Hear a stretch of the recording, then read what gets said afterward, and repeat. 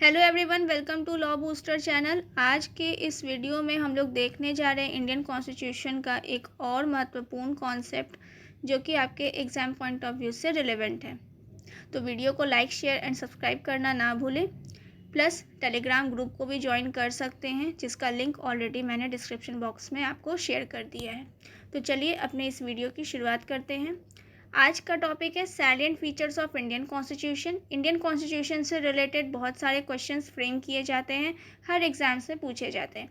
Either आपको ये MCQ के फॉर्म में अवेलेबल होगा या फिर आपको स्टेटमेंट वाइज भी क्वेश्चंस बनते हैं।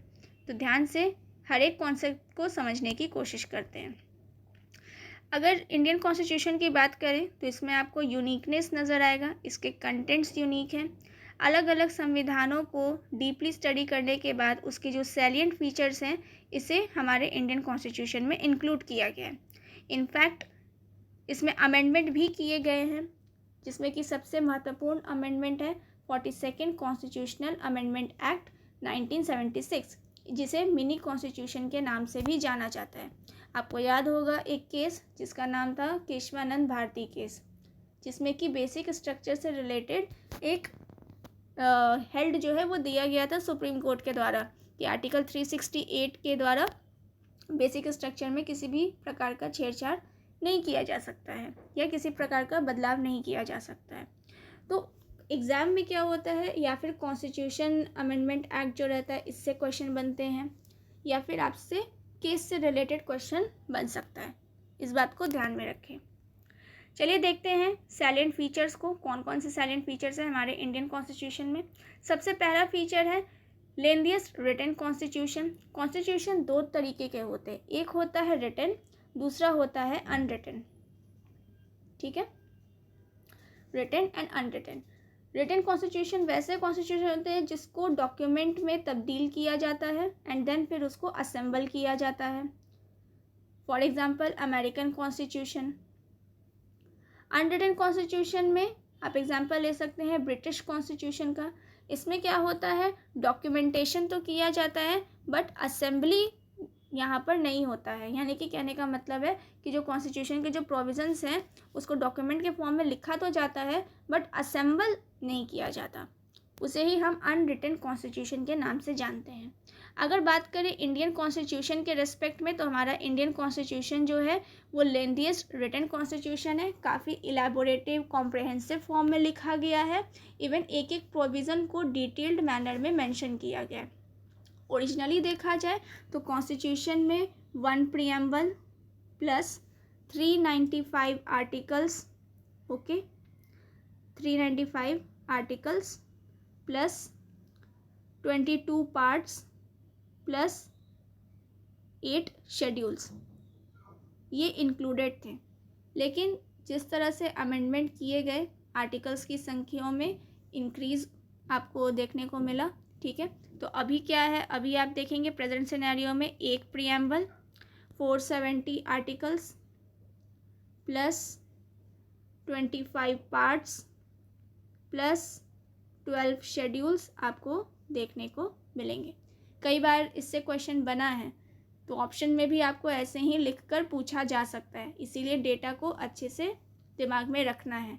अगर इसको आप यूज़ करते हैं मेंस के आंसर में तो आंसर काफ़ी इफ़ेक्टिव बन सकता है। नेक्स्ट है ड्रॉन फ्रॉम वेरियस सोर्सेज। अब हमारा जो इंडियन कॉन्स्टिट्यूशन है, स्टार्टिंग में ही हमने कहा कि अलग अलग सोर्सेज को पढ़ने के बाद, अलग अलग प्रोविजंस को पढ़ने के बाद, अलग अलग कॉन्स्टिट्यूशन को डीपली स्टडी करने के बाद उसके जो सैलिएंट फीचर्स हैं उसे हमारे इंडियन कॉन्स्टिट्यूशन में इंक्लूड किया गया है। ओके, जैसे कि इमरजेंसी के पावर्स हो गए, गवर्नर के पावर्स हो गए, ओके, फंडामेंटल राइट्स है, ड्यूटीज़ है, ये सब कहाँ से लिए गए, अलग अलग कॉन्स्टिट्यूशंस को पढ़ा गया। जैसे रशियन कॉन्स्टिट्यूशन, फ्रांस का कॉन्स्टिट्यूशन हो गया, जापान का कॉन्स्टिट्यूशन है, ठीक है, साउथ अफ्रीका का कॉन्स्टिट्यूशन है, जर्मनी का कॉन्स्टिट्यूशन, अमेरिका का कॉन्स्टिट्यूशन, ब्रिटिश पार्लियामेंट जो आप फॉलो करते हो आज यहाँ इंडियन कॉन्स्टिट्यूशन में, उसको भी ब्रिटिश कॉन्स्टिट्यूशन से बोरो किया गया। इन सभी को अच्छे से डीपली स्टडी करने के बाद जो इसके सैलिएंट फीचर्स थे उन्हें इंक्लूड हमारे कॉन्स्टिट्यूशन में किया गया। नेक्स्ट है blend of rigidity and flexibility. Constitution को आप क्लासीफाई कर सकते हैं रिजिड वे में भी और फ्लेक्सिबल वे में भी। A rigid constitution is one that requires a special procedure for its amendment, for example, American Constitution, and a flexible constitution, on the other hand, is one that can be amended in the same manner as the ordinary laws are made. As for example, British Constitution. हमारे Indian constitution में article 368 दिया गया है, जिसके through आप Indian constitution में किसी भी तरह का बदलाव कर सकते हैं, अमेंडमेंट कर सकते हैं। इसके लिए भी दो तरीके का आपको यहाँ पर ऑप्शंस जो है वो दिए गए हैं। पहला है स्पेशल मेजॉरिटी होना, दूसरा है स्पेशल मेजॉरिटी प्लस स्टेट्स का रेटिफिकेशन। इन दोनों ही तरीके से आप इंडियन कॉन्स्टिट्यूशन में बदलाव कर सकते हैं, अमेंडमेंट कर सकते हैं। ये दो दरवाजे जो हैं वो आपके लिए खुले हुए हैं।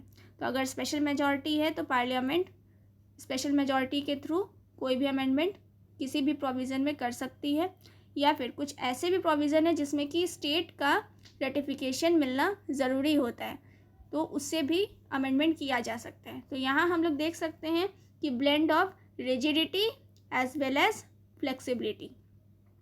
नेक्स्ट है federal system with unitary bias. Already मैंने इसके ऊपर एक वीडियो शेयर किया हुआ है, तो मैं आपको यही रिकमेंड करूँगी उस वीडियो को ज़्यादा अच्छे से आप देख लीजिए, सारा कॉन्सेप्ट आपका क्लियर हो जाएगा। फेडरेशन किसे कहते हैं, फेडरेशन वर्ड कहाँ से आया है, डिवीज़न ऑफ पावर्स किसे कहते हैं, बाई कैमरलिज्म क्या होता है, ये सब हमने वहाँ पर डील किया हुआ है। तो आप उस वीडियो को देखकर फेडरल सिस्टम और यूनिटरी बायस को समझ सकते हैं। बेसिकली अगर यहाँ पर आप समझना चाहें तो लेमन लैंग्वेज में समझ सकते हैं कि यूनिटरी बायस कहने का मतलब है कि यहाँ पर सेंटर स्ट्रॉन्ग होगा, ठीक है, सिंगल सिटीजनशिप की बात यहाँ पर की जा रही होगी। ओके, कॉन्स्टिट्यूशन में आपको इंटीग्रेटेड जुडिशियरी सिस्टम नज़र आएगा, ऑल इंडिया सर्विसेज का यहाँ पर प्रोविज़न जो है वो दिया गया होगा, इमरजेंसी प्रोविज़न को इंक्लूड किया गया है। वहीं अगर फेडरल सिस्टम में देखेंगे तो आपको यहाँ पर डिवीज़न ऑफ पावर देखने को मिलेगा, जो हमारे कॉन्स्टिट्यूशन का स्पेशल फीचर है।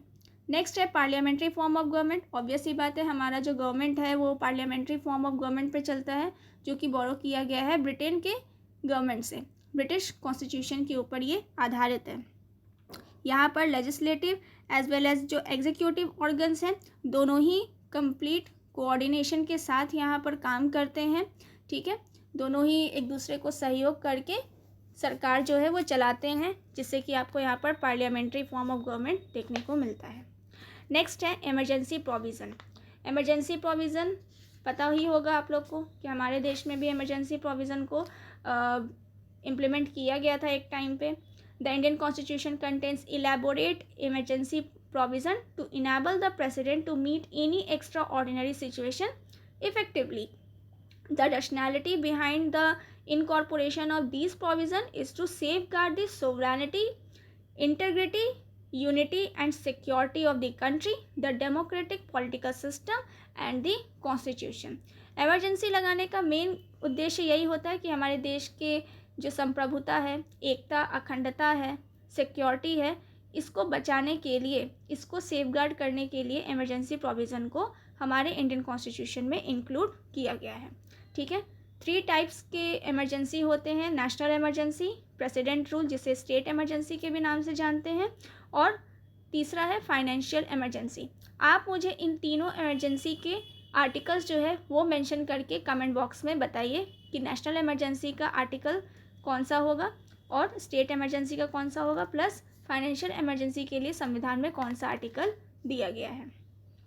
नेक्स्ट है 3 टायर गवर्नमेंट। हालांकि ये कभी प्रोविज़न इंक्लूड किया नहीं गया था हमारे कॉन्स्टिट्यूशन में ओरिजिनली, लेकिन बाद में 2 अमेंडमेंट होते हैं, एक है 73rd और दूसरा है 74th कॉन्स्टिट्यूशनल अमेंडमेंट एक्ट 1992, जिसके तहत पहली बार अर्बन लोकल गवर्नमेंट और आपका रूरल गवर्नमेंट इसको इंक्लूड किया गया। 73rd constitutional amendment act 1992 gave constitutional recognition to the panchayats, यानी कि rural local governments, by adding a new part 9 and a new schedule 11 to the constitution. This part provides for a 3-tier system of panchayati raj in every state, that is panchayat at the village, intermediate and district levels. Similarly, the 74th Amendment Act of 1992 gave constitutional recognition to the municipalities यानी कि urban local government by adding a new part 9A and a new schedule 12 to the constitution. This part provides for 3 types of municipalities in every state, that is Nagar Panchayat, Municipal Council and Municipal Corporation for a larger urban area. तो यहाँ से आप समझ सकते हैं कि 3 tyre government हमारे लिए कितना ज़रूरी है, क्योंकि हमारा इंडिया जो है वो काफ़ी डाइवर्सिफाइड है। तो ग्राउंड लेवल से लेकर हायर लेवल तक अच्छे से शासन व्यवस्था चल सके, इसीलिए 3 टायर गवर्नमेंट को इंक्लूड किया गया। आप मुझे कमेंट बॉक्स में बताइए कि पहली बार 3 टायर गवर्नमेंट को इंडिया में कहाँ पर इम्प्लीमेंट किया गया था। नेक्स्ट है cooperative societies. Basically cooperative societies वैसे सोसाइटीज़ होते हैं जो कि आपके फंडामेंटल राइट्स के लिए मतलब कि बनाए जाते हैं, जिसमें आप आसानी से एक दूसरे से सहयोग करके अपना काम जो है वो कर सकते हो। जैसे article 97th Constitutional Amendment Act of 2011 gave a constitutional status and protection to the cooperative societies. In this context, it made the following 3 changes in the Constitution. First, it made the right to form the cooperative societies a fundamental right. Article 19. It included a new DPSP on promotion of cooperative societies, Article 43B, and it added a new part 9B in the Constitution, which is entitled as the Cooperative Societies, Articles 243ZH to 243ZT. ये जो नया part include किया गया part 9B, इसी में cooperative societies का भी प्रावधान जो है वो इंक्लूड किया गया, जो कि एक professional, autonomous and economically sounding आपको यहाँ पर प्रोवाइड करता है. It empowers the parliament in respect of multi-state cooperative societies and their state legislature in respect of other cooperative societies to make the appropriate law. Next है synthesis of parliamentary sovereignty and judicial supremacy. ये जो doctrine है, doctrine of parliamentary supremacy, ये लिया गया है आपके British constitution से, यानी कि ब्रिटिश पार्लियामेंट से. वहीं अगर जुडिशियल सुप्रीमेसी की बात करें तो ये अमेरिकन कॉन्स्टिट्यूशन से बोरो किया गया है. हमारे इंडिया में क्या है, इंडियन कॉन्स्टिट्यूशन की अगर बात करें तो इंडियन कॉन्स्टिट्यूशन में इन दोनों ही फीचर्स को ब्लेंड किया गया है, सिंथेसाइज किया गया है. सुप्रीम कोर्ट किसी भी पार्लियामेंट्री लॉ को अनकॉन्स्टिट्यूशनल घोषित कर सकता है. वहीं अगर पार्लियामेंट के हाथ में देखा जाए तो उसको भी ये शक्ति है कि कॉन्स्टिट्यूशन के एक बड़े भाग को, एक मेजर पार्ट को वो संशोधन भी कर सकता है. तो यहाँ पर आपको दोनों ही फीचर्स की यहाँ पर सिंथेसिसाइजेशन बोल सकते हैं या फिर मिक्सचर बोल सकते हैं, वो आपको देखने को मिलेगा. नेक्स्ट है इंटीग्रेटेड एंड इंडिपेंडेंट जुडिशियरी. अब ये दो वर्ड समझना बहुत ज़रूरी है. इंटीग्रेटेड और इंडिपेंडेंट जुडिशियरी कैसे कहते हैं. इंटीग्रेटेड कहने का मतलब है कि hierarchy of the subordinate courts. ठीक है, यहाँ पर एक चेन बनाया गया है, उस चेन को फॉलो करने के बाद आप कोर्ट तक पहुँच सकते हैं. जैसे आपको अगर केस वगैरह करना होता है तो सबसे पहले आप क्या करते हैं, निचली अदालत में जाते हैं, है ना, district court, session court, then फिर आप जाते हैं हाई कोर्ट, देन फिर आप जाते हैं सुप्रीम कोर्ट. तो इस तरह से पूरा का पूरा एक चेन जो है वो मेंशन किया गया है. वहीं अगर बात की जाए कि इंडिपेंडेंट जुडिशियरी, तो इंडिपेंडेंट जुडिशियरी के लिए आप एग्जांपल ले सकते हैं कंटेम्प्ट ऑफ कोर्ट का. अगर कोर्ट का अवमानना किसी के द्वारा किया जाता है तो कोर्ट को ये स्वतंत्रता है कि उस इंसान को, यानी कि जो भी पार्टी है या जो भी अवमानना करने वाले जो कंटेम्नर है, उनको पनिश किया जा सकता है कोर्ट के द्वारा. ओके, आइदर सिविल कंटेम्प्ट और क्रिमिनल कंटेम्प्ट, जो भी कंटेम्प्ट है उसके लिए कोर्ट उसे पनिश कर सकती है. इसीलिए इंटीग्रेटेड एंड इंडिपेंडेंट जुडिशियरी यहाँ पर बताया गया है, क्योंकि अगर सरकार का जितना कम इंटरफेरेंस होगा न्यायपालिका में, न्याय व्यवस्था उतना ही सुदृढ़ हो सकेगा. नेक्स्ट है फंडामेंटल राइट्स. ऑब्वियसली बात है, पार्ट 3 फंडामेंटल राइट्स को ही डील करता है, जिसमें कि ओरिजिनली अगर देखा जाए तो संविधान में 7 राइट्स थे. बाद में इसे बदला गया, जो आखिरी राइट था उसको चेंज किया गया. तो वो आखिरी राइट कौन सा था, आप मुझे कमेंट बॉक्स में करके बताइए कि उस राइट को कहाँ पर किस आर्टिकल में प्लेस किया गया है। तो टोटल 6 आपको राइट्स जो हैं वो देखने को मिलेंगे। Right to equality, right to freedom, right against exploitation, right to against exploitation, cultural and educational right, right to constitutional remedies. अगर आपका मौलिक अधिकार का किसी भी पर्सन के द्वारा हनन होता है तो आप directly supreme court, high court जा सकते हैं, रिट पिटीशन फाइल कर सकते हैं। Plus fundamental rights justiciable in nature होता है, इस बात को भी ध्यान में रखें। कई बार क्वेश्चंस बने हैं, एमसीक्यू में क्वेश्चन फ्रेम किए जा सकते हैं कि fundamental right is justiciable in nature, non justiciable in nature, both A and B, या डी आपको दे देगा नन ऑफ द एबव। तो आपको पता होना चाहिए। नेक्स्ट है डीपीएसपी। ये भी एक काफ़ी इम्पॉर्टेंट फीचर है हमारे इंडियन कॉन्स्टिट्यूशन का, जो कि वेलफेयर ऑफ स्टेट की बात करता है। इसमें 3 ब्रॉड कैटेगरीज आपको देखने को मिलेंगे। पहला सोशलिस्टिक, दूसरा है गांधीयन प्रिंसिपल एंड तीसरा है liberal intellectual principle. Basically DPSP जो है वो वेलफेयर ऑफ स्टेट को ही प्रमोट करता है। Part 4 of the constitution DPSP से डील करता है। इसमें आपको एक केस याद रखना है जिसका नाम है मिनर्वा मिल्स केस 1980। नेक्स्ट है फंडामेंटल ड्यूटीज़। ओरिजिनल कॉन्स्टिट्यूशन में देखा जाए तो फंडामेंटल ड्यूटीज़ कहीं भी मेंशन नहीं था, इसको बाद में इंक्लूड किया गया है। Okay, article 51A, article 51A important है आपके लिए क्योंकि इसमें वो सारी चीज़ें दी गई हैं जो कि एक नागरिक का कर्तव्य निर्धारित करती है। जैसे कि नेशनल एंथम अगर प्ले हो रहा हो तो आपको खड़े हो जाना है, ये रिस्पेक्ट आपको पे करना है वहाँ पर। नेशनल फ्लैग है, इसके सम्मान में आपको हमेशा तत्पर रहना है।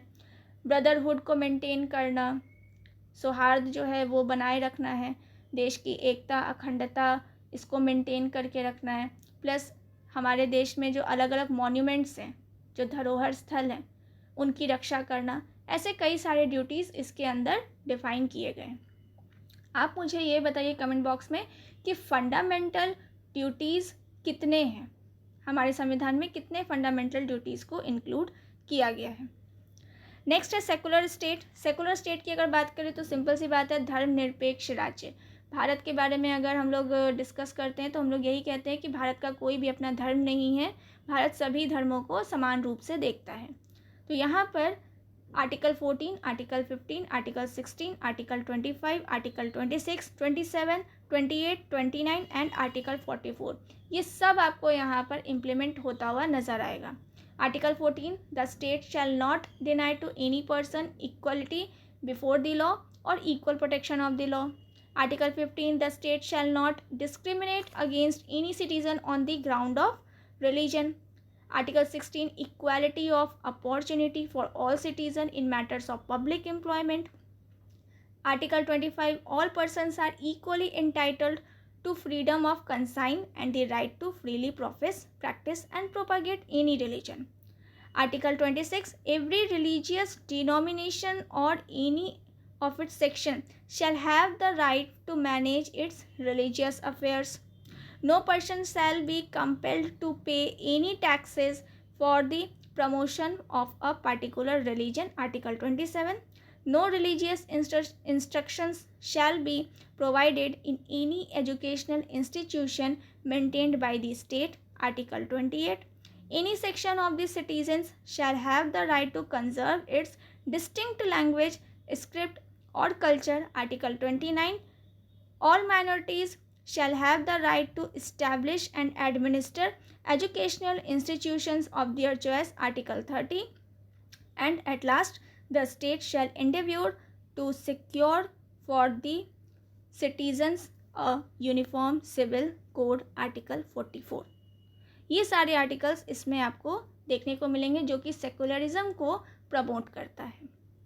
नेक्स्ट है यूनिवर्सल एडल्ट फ्रेंचाइज। आपको पता होगा कि वोटिंग का जो एज होता है वो कितना होता है ना। Indian constitution adopts universal adult franchise as a basis of election to the Lok Sabha and the state legislative assemblies. Every citizen who is not less than 18 years of age has a right to vote. अगर आपका उम्र जो है वो 18 साल हो चुका है तब आप वोट देने के काबिल बन चुके हैं, आप इलेक्शन में भाग ले सकते हैं। आपको कास्ट, रिलीजन, लिटरेसी इन सब के ऊपर डिस्क्रिमिनेशन सहना नहीं पड़ेगा।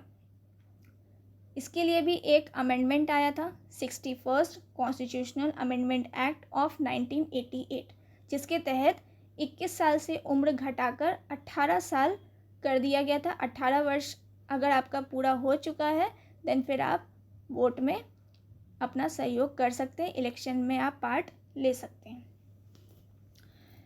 तो ये भी एक यूनिक फीचर है हमारे इंडियन कॉन्स्टिट्यूशन का। उसके बाद है सिंगल सिटीजनशिप। जैसा कि हम लोग जानते हैं हमारे इंडिया में एक ही सिटीजनशिप को फॉलो किया जाता है और वो है भारतीय नागरिकता। इसके अलावा कोई भी स्टेट अपने मर्जी से सिटीजनशिप ग्रांट नहीं कर सकता।